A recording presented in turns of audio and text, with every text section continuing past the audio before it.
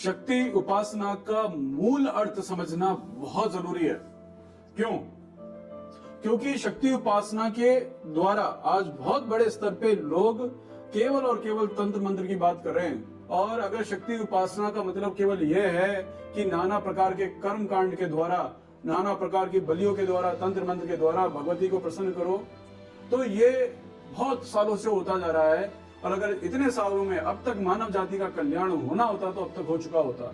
मैं यहाँ पे कर्म कांड का उपास नहीं कर रहा हूँ, लेकिन मैं ये कह रहा हूँ कि मानव को समझना पड़ेगा, इस मूल अर्थ को समझो कि शक्ति उपासना है क्या। शक्ति उपासना, इसका मूल तात्पर्य होता है अपने आप को शक्तिशाली बनाने से। इंसान कई तरीके से शक्तिशाली बनता है। उसको कोई विद्या सीखनी होती है तो वो विज्ञान के द्वारा संपन्न होता है। जब उसको ज्ञान की जरूरत होगी, समझदारी की जरूरत होगी, तब उसको विज्ञान ही संपन्न बना सकता है। फिर अगली शक्ति आती है धन की शक्ति। जो काम धन से होना होता है वो धन से ही हो पाता है, मन से नहीं हो पाता है। कि आपने मन में कल्पना करी कि आपने पैसा लगाया और महल खड़ा कर दिया। मन में पैसा लगाने से मन का महल खड़ा हो सकता है, लेकिन असलियत में आपको पैसा लगाना पड़ेगा। तो धन की शक्ति का काम धन से ही होगा। और जब मन कमजोर हो जाता है तो मन को प्रबल बनाने के लिए ज्ञान, और सही ज्ञान जो मनोबल को मजबूत बनाता है, मन में से नकारात्मक भावनाओं को खत्म करता है, दुर्बलता को खत्म करता है, ज्ञान के द्वारा मन को संपन्न किया जाता है, वो मन की शक्ति उपासना है। वैसे ही हमारा जो जीवन है वो एक बीज के तरह है। जैसे पूरा ब्रह्मांड खरबों सालों पहले एक छोटे से अणु से पैदा हुआ था और ये आज भी विस्तार हो रहा है, विस्तार हो रहा है, विस्तार हो रहा है। ठीक उसी तरीके से आप, मैं, सारे जीव जंतु, हम ऊर्जा के एक छोटे से कण ही हैं। और हमारा जो विस्तार है वो केवल नौकरी प्राप्त कर लेना, मनपसंद औरत या आदमी से शादी कर लेना, मनपसंद स्ट्रीम में चले जाना या अपनी मनपसंद सैलरी पे अटके रह जाना यहाँ तक नहीं है। और यहाँ पे मैं पैसे का मैं अपमान नहीं कर रहा हूँ। मैं कहता हूँ हर किसी को धनवान होना चाहिए, लेकिन जिंदगी केवल वहीं तक सीमित नहीं है। आपको क्या लगता है इस पूरी सृष्टि की रचना इसलिए हुई होगी कि लोग ग्रेजुएशन करके, पोस्ट ग्रेजुएशन करके, पीएचडी करके नौकरी कर सके या प्राकृतिक तत्वों को बेचकर व्यापार कर सकें? तो ये संपन्नता है क्या? ये शक्ति उपासना है क्या? तो हमें इस बात को समझना होगा कि मूल अर्थ जो होता है शक्ति उपासना का वो ये है कि जो आपकी आवश्यकता है आप उसके ऊपर काम करके अपने आप को संपन्न बनाओ। तो एक समाज की शक्ति उपासना क्या है? एक समाज की शक्ति उपासना है कि समाज में जो दुर्बलता है उस दुर्बलता को नाश किया जाए। जिसको आप अधर्म बोलते हो उस अधर्म का नाश किया जाता है और वो कर्म के द्वारा किया जाता है। अब समाज में मानिए लड़ाई झगड़ा अपराध बहुत बढ़ गया। अभी आप देख रहे हो, क्योंकि ये वीडियो 2025 की है, लोग अपने पति और पत्नी को काट काट के ड्रम में डाल रहे हैं, नाले में बहा रहे हैं। ये समाज का हाल है। और वो लोग आध्यात्मिक भी हैं, उनके हिसाब से पूजा पाठ भी करते हैं। वो कोई मुस्लिम है, कोई हिंदू है, कोई ईसाई है।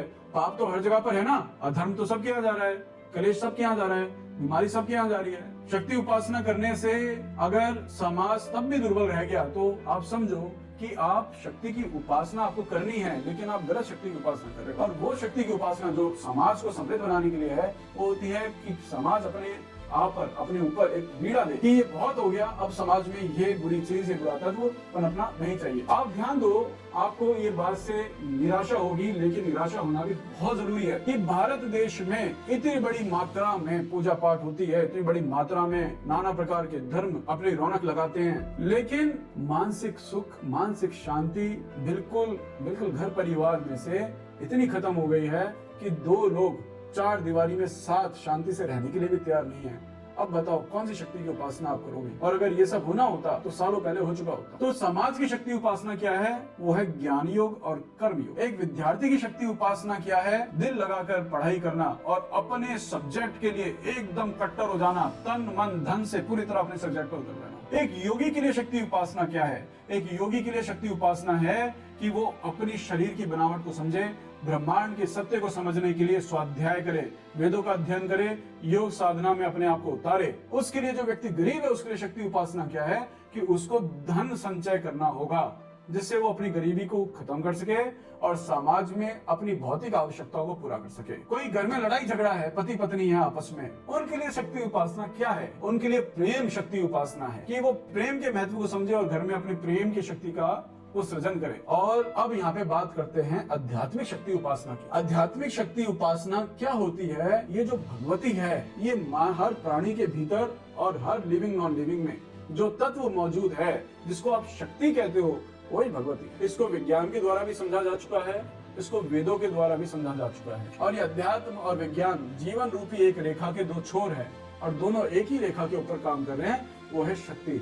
शक्ति उपासना मूल रूप से 4 स्तंभों पर टिकी हुई है। पहला स्तंभ होता है इसका ज्ञान योग, यानी कि ज्ञान के द्वारा जो किताबों में नॉलेज दी गई है, उसके द्वारा अपने माइंड को शार्प करें, उसको पॉलिश करें, रिप्रोग्राम करें और मन की दुर्बलता को खत्म करें और इतना ज्ञान अर्जित करें कि आप अपने जीवन की हर छोटी बड़ी समस्या का खुद सॉल्यूशन कर सकें। और वो सॉल्यूशन इतना पावरफुल होना चाहिए कि उसके सॉल्यूशन के लिए आपको बाहर दवाई के लिए या फिर दुकानों के आगे अपना कटोरा लेकर हाथ ना फैलाना पड़े। क्योंकि नॉलेज क्या है? नॉलेज सबसे बड़ा धन है। एक स्टूडेंट के लिए ज्ञान योग क्या है? एक स्टूडेंट के लिए ज्ञान योग है कि वो समझे कि जिस सब्जेक्ट का वो स्टूडेंट है, उस सब्जेक्ट की बारीकी क्या है। वो केवल इसलिए ना समझे कि उसको वो सब्जेक्ट पढ़ के उसको 4 नंबर मिल जाए। हो सकता है उस सब्जेक्ट में वो कोई ग्लोबल चेंज ला दे। ऐसे स्टूडेंट्स की तो जरूरत है ना, ये उसकी शक्ति उपासना है। इसके अलावा जो ज्ञान योग है, अगर उसके हम आध्यात्मिक बोध की बात करते हैं, तो जो ज्ञान योग है वो पहली चीज ये करेगा कि हर मानव को इतना तो रियलाइज करवा देगा कि मानव होना अपने आप में कितना बड़ा अवसर है, उसमें और जानवरों में कितना बड़ा अंतर है, कितनी बड़ी अपॉर्चुनिटी है कि वो मानव शरीर में आया। वो क्या कुछ नहीं कर सकता मानव शरीर में। दूसरा, ज्ञान योग के द्वारा फिर उसको इतना तो पता लग जाएगा कि कैसे उसके मन की शक्ति काम करती है, कैसे उसके तन की शक्ति काम करती है, कैसे मनोकामना पूर्ति की शक्ति काम करती है, कैसे उसकी प्राण ऊर्जा ब्रह्मांडी ऊर्जा के साथ मिलकर काम करती है, इस ब्रह्मांड का जो सृजन है वो कैसे एक अकाट्य नियम है। और जब ये सारी चीजें पता लगनी शुरू हो जाएंगी, वो अंधविश्वास से मुक्त होकर अपने सभी मनोकामनाओं को पूरा करने वाला, रोगों को खत्म करने वाला खुद ही हो जाएगा, क्योंकि वो शक्ति के सिद्धांत को समझ गया। अच्छा, कि अब माइंड की पावर ऐसे चलानी है, अच्छा बॉडी की पावर ऐसे यूज करनी है, अच्छा ध्यान लगा के पावर को ऐसे फैलाना है, ऐसे मैनिफेस्ट करना है, ऐसे क्रिएट करना है, ऐसे वाइब्रेट करना है। तीसरा गुण पैदा होगा उसके भीतर ज्ञान योग के द्वारा, जो ये शक्ति उपासना होती है ज्ञान की, कि वो दुख से मुक्त होना शुरू हो जाएगा। उदाहरण स्वरूप, आप बचपन में जिस खिलौने के लिए रोते थे, हाथ पैर पटकते थे, आज वही खिलौना आपको लाया जाए तो आपको संतुष्टि महसूस नहीं होगी, क्योंकि अब आपके खिलौने बदल गए। पहले आप खिलौने से खेला करते थे, अब मानव मानव से खेला करता है, इच्छाओं से खेला करता है, रिश्तों से खेला करता है। तो जिन कारणों से आपको दुख पैदा हो रहा है, उन कारणों को आप केवल ज्ञान के द्वारा ही खत्म कर सकते हो, संसार के सत्य को समझकर ही खत्म कर सकते हो। तो ज्ञान योग जो है इंसान को नर से नारायण बनाने की और बुद्धि को ओज देने की, बुद्धि के द्वारा उसको तेजस्वी बनाने की क्रिया होती है। फिर आता है इसके बाद हठ योग। हठ योग का अर्थ होता है अपने नियम के द्वारा, प्राणायाम के द्वारा, आसनों के द्वारा और ध्यान के द्वारा, ध्यान योग को उसके साथ मिश्रित करके अपने शरीर के जो 5 कोष होते हैं उनको अवरोध मुक्त कर दे, उनको आपस में संतुलन में ले आए और उन सबको जागृत करते हैं। जब ये आपके 5 के 5 कोष, क्योंकि शरीर में इस भौतिक शरीर के अलावा योग के अनुसार 5 कोष होते हैं, अन्नमय कोष, प्राणमय कोष, मनोमय कोष, विज्ञानमय कोष और आनंदमय कोष। तो इन 5 कोषों को हठ योग के द्वारा, ध्यान के द्वारा, आसनों के द्वारा, प्रत्याहार के द्वारा अवरोधों से मुक्त किया जाता है, शुद्ध किया जाता है, सत्कर्मों के द्वारा, ईश्वर भजन के द्वारा और योग साधना के द्वारा संतुलित किया जाता है। और जैसे ही ये शुद्ध और संतुलित होते हैं, फिर जब हम ध्यान लगाते हैं तो हम ध्यान लगाकर जुड़ते हैं परमात्मा की ऊर्जा से, ब्रह्मांडी ऊर्जा से, ईश्वर से। आप किसी भी नाम से आप उससे जुड़ जाते हो। जब आप उससे जुड़ते हो तब उसकी ऊर्जा आपकी ऊर्जा को और शक्तिशाली रूप से स्पंदन देती है। एक तरीके से जैसे मोबाइल चार्जिंग में लग जाता है ना, वापस आप सॉकेट से जोड़ देते हो, जब मोबाइल की बैटरी डाउन होती है, चार्ज होना शुरू हो जाता है। ठीक उसी द्वारा, उसी सेम फंडामेंटल कि आपकी जो प्राण ऊर्जा है वो एक प्राणी मात्र की प्राण ऊर्जा है, और ये जो ब्रह्मांडी ऊर्जा है ये अनंत भंडार है। और जब ये आपके भीतर प्रवाहित होना शुरू होती है, आप इससे चैनलाइज हो जाते हो, जुड़ जाते हो, तो आपको अपने जीवन में जो स्तर में, चेतना शक्ति के स्तर पे जो विराटता और संपन्नता का आपको जो अनुभव होता है ना, मैं उस चेतना शक्ति की बात कर रहा हूँ। तो अगर शक्ति उपासना करने के बाद आपको ये पता ना लगे कि आप एक चैतन्य जीव हो, शक्ति उपासना करने के बाद आप आज भी उन्हीं छोटी छोटी बातों के लिए रो रहे हो, कुड़कुड़ कुड़कुड़ आदमी कर रहा है कि अब ये चला गया, अब ये चला गया, अब ये चला गया। अरे उसके लिए तो और भी लाखों करोड़ों चीजें दी हुई हैं, इंसान की मनोकामना उससे भी पूरी नहीं हो रही है, तो वो रोना कभी खत्म नहीं होता। शक्ति उपासना का मुख्य लक्ष्य होता है कि हर मनुष्य ये पहचान सके कि उसके अंदर संपूर्ण अनंत ब्रह्मांड विराजमान है, उसके अंदर स्पंदन कर रहा है, उसके अंदर गायन कर रहा है। इसलिए गुरु का महत्व होता है उसमें। तो जब आप ज्ञान योग करते हो, आपको बोध हुआ भाई कुछ तो फंडामेंटल है जो मुझे केवल सुनकर ही शांति प्राप्त हो रही है, सुनकर ही मेरे भीतर जागृति प्राप्त हो रही है। फिर मैंने क्या बताया, हठ योग। फिर हठ योग के द्वारा आप क्रियाशील हो गए, आपने फिजिकली मेंटली अपने आप को क्रिया में इन्वॉल्व करना शुरू कर दिया। फिर आपकी नाड़ियों की जागृति हुई, आपके अंदर एक घटना घटनी शुरू हो गई। एक क्रियाशील होने के कारण आपके शरीर में एक व्यवस्था काम करना शुरू हो जाएगी, जो लगातार एक भारी मात्रा में आपके भीतर ईश्वरीय शक्ति का प्रतिपादन करने लगेगी, उसका विस्तार करने लगेगी, और आप अपनी चेतना की यानी कि जागृत अवस्था में इतने सक्रिय, शक्तिशाली, सकारात्मक और इतने प्रभुत्व वाले हो जाओगे कि आपको पता लगेगा कि जो काम आप पहले किया करते थे और उसमें एफर्ट इतना ज्यादा लगाते थे और रिजल्ट आता था इतना, और अब आप एफर्ट इतना लगाते हो और रिजल्ट आता है इतना। फिर आप देखोगे कि हर प्रॉब्लम का सॉल्यूशन आपके पास है। आपका दिमाग औरों से तेज भागता है। जिन दुखों से एक आम आदमी दुखी हो जाता है, हथियार डालकर घर पे बैठ जाता है, सुसाइड कर लेता है, उन दुखों से तने भर भी आपके ऊपर फर्क नहीं पड़ता। आप देखोगे कल तक आप भेड़ चाल में चलने वाले थे, अब आपके अंदर लीडरशिप क्वालिटी आनी शुरू हो गई है। ये योग में ताकत होती है भाई। ऐसे ही इंसान जो है उसके अंदर ऐसी शक्ति नहीं आती। शक्ति के ऊपर काम करोगे तो शक्ति आएगी। शक्ति उपासना आपने की और ऐसे चरित्र का निर्माण नहीं हुआ आपके भीतर जो किसी हारे हुए इंसान को जीने की हिम्मत दे दे। आप मानो कोई गुरु है और बहुत सारे टोने टोटके बताता है, शक्ति के बहुत सारे तंत्र मंत्र बताता है कि अब इन नवरात्रों में ये वाले टोटके कर लो, माता काली को बलि चढ़ा लो, भगवती दुर्गा के लिए अब ये वाले तंत्र मंत्र कर दो। लेकिन फिर भी उसका जो विद्यार्थी है या फिर अन्य लोगों को भी देखो कि जिंदगी से दुखी आके वो घर से दूर हो जाते हैं या फिर सुसाइड कर लेते हैं। तो ऐसे अध्यात्म का आप क्या करोगे? तो शक्ति उपासना का मतलब क्या है? अगर कोई व्यक्ति दुर्बल है, लाचार है, रो रहा है, जिंदगी से हारा हुआ है, तो उसके अंदर एक ऐसे सूर्य की जागृति होगी, ऐसे प्रचंड तेज की जागृति होगी कि वो दहाड़ता हुआ एक नया व्यक्तित्व अपना बनाएगा और वो कहेगा कि ये सारा विराट मैं हूँ, ये पूरा संसार मैं हूँ, ये चमकता हुआ सूरज मैं हूँ, चमकता हुआ चंद्रमा मैं हूँ। इसको कहते हैं शक्ति उपासना। फिर अगली चीज आती है, वो है कर्म योग। ज्ञान योग और हठ योग के बाद कर्म योग। वो कर्म योग जो है वो तब पैदा हो जाता है जब आपने भक्ति योग की, आपने ज्ञान योग किया, आपने हठ योग किया। इससे आपके भीतर एक नया कृष्ण जागृत हो गया, एक नया महावीर जागृत हो गया, एक नया पौरुष जागृत हो गया। कर्म योग के द्वारा व्यक्ति ये समझ जाता है कि ये जो जीवन है ये बहुत बड़ा अवसर है और अब ये उसके हाथ में है कि वो दुखी होकर जीना चाहता है या फिर जीवन में कुछ ऐसा क्रांतिकारी उद्देश्य के ऊपर काम करके संसार से जा सकता है वो कि उससे संसार को एक बहुत बड़ा बेनिफिट पहुंचे। इसको कहते हैं शक्ति उपासना। कि आपके शब्दों से, आपके कर्म से ना जाने कितने प्राणी मात्र को अपने दुखों से मुक्त होने का मार्ग मिल गया, उसके अंदर शक्ति जागृत हो गई। आप शक्ति उपासना कर रहे हो और शक्ति जागृत ना हो, ऐसा हो ही नहीं सकता, क्योंकि वो शक्ति उपासना गलत तरीके की है। और चौथा स्तंभ आता है भक्ति योग। भक्ति इंसान के लिए क्यों जरूरी है? भक्ति इंसान के लिए इसलिए जरूरी है क्योंकि वो इंसान को संतुलन देती है, उसको मर्यादा में रहना सिखाती है। दो तरह के लोग होते हैं इस दुनिया में, दो तरह के लोगों के पास ताकत होती है।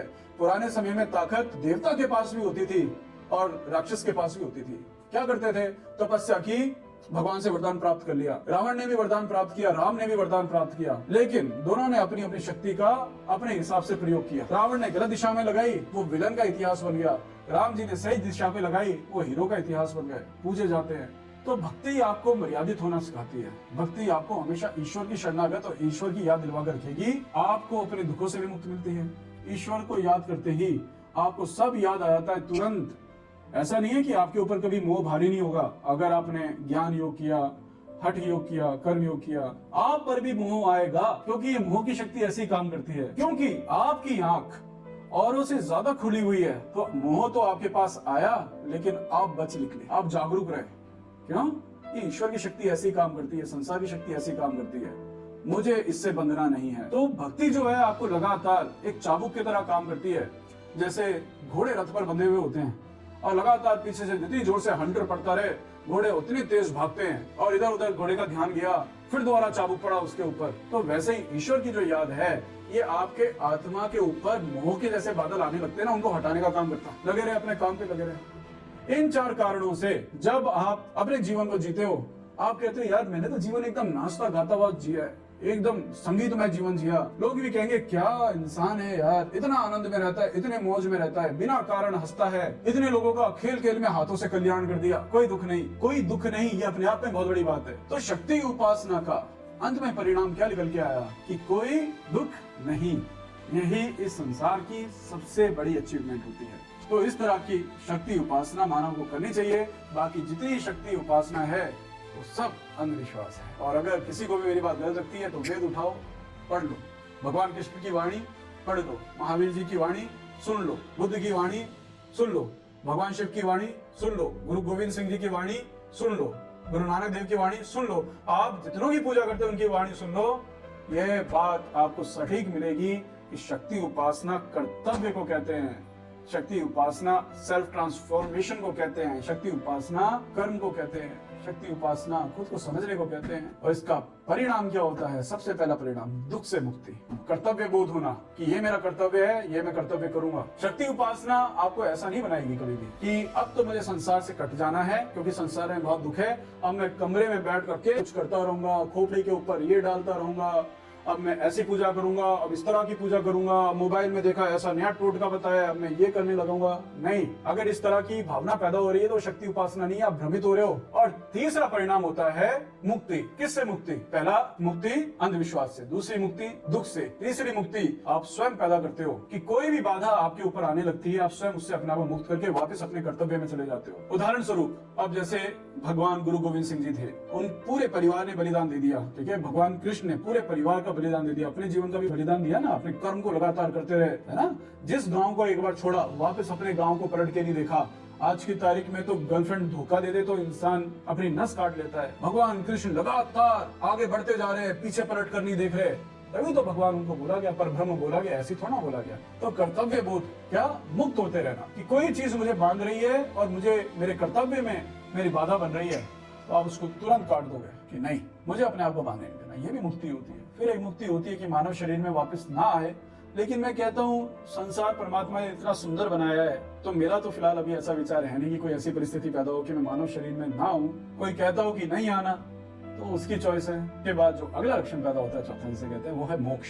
मोक्ष को कभी कोई व्यक्त नहीं कर सकता। मोक्ष को केवल इतना कहा जा सकता है जैसे आप एक बूंद हो, सागर से ही पैदा हुई और वापस सागर में चले गए और स्वयं सागर बन गए। नर से नारायण हो जाना। कोई भी नाम आपने परमात्मा को दिया हो, आप स्वयं वो हो जाओगे। अब आप कहोगे मैं स्वयं वो हो जाऊंगा, कैसी बात है ये? लेकिन जो अभी मैं है ना, तब वो होगा ही नहीं। इसे कहते हैं शक्ति उपासना। तो ऐसे शक्ति उपासना की आवश्यकता है। जय गुरुदेव।